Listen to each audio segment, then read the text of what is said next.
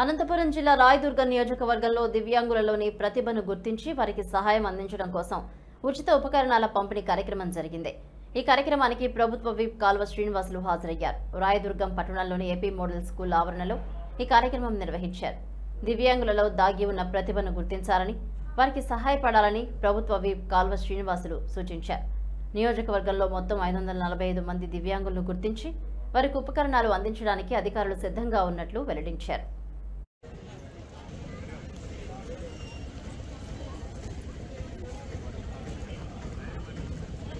మహత్తరమైన కార్యక్రమం।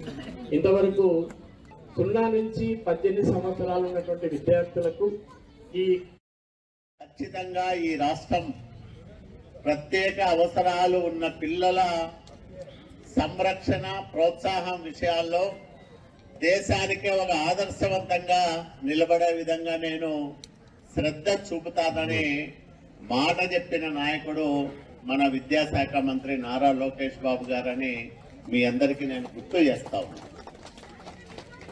దాంట్లో భాగంగానే గతంలో కూడా ఇలాంటి కార్యక్రమాలు తూతూ మంత్రంగా జరిగాయి।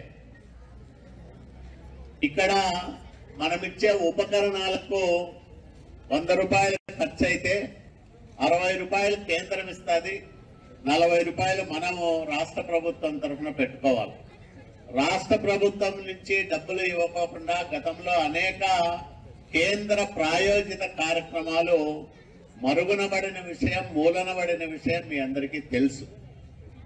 ఇప్పుడు మనం ఆ కార్యక్రమాలన్నింటినీ కూడా మళ్ళీ పునరుద్ధరించుకుంటా ఉన్నాం, పునఃప్రారంభం చేసుకుంటా ఉన్నాం। ఆగిపోయినవి పునరుద్ధరించుకుంటా ఉన్నాం, కొన్ని ఇంకా అసలు మొదలే కానివి మళ్ళా పునఃప్రారంభం చేసుకుంటా ఉన్నాం। ఇలాంటి ఒక మంచి కార్యక్రమం జరుగుతూ ఉన్నప్పుడు అధికారులు, అట్లాగే ప్రజాసేవలో ఉన్న వాళ్ళు, సంఘ సేవకులు ప్రభుత్వానికి ప్రోత్సాహం ఇవ్వాలి। ప్రభుత్వానికి ప్రోత్సాహం ఇవ్వడం అంటే ప్రత్యేక అవసరాలు కలిగిన పిల్లలను మనం ఆదుకున్నట్లే।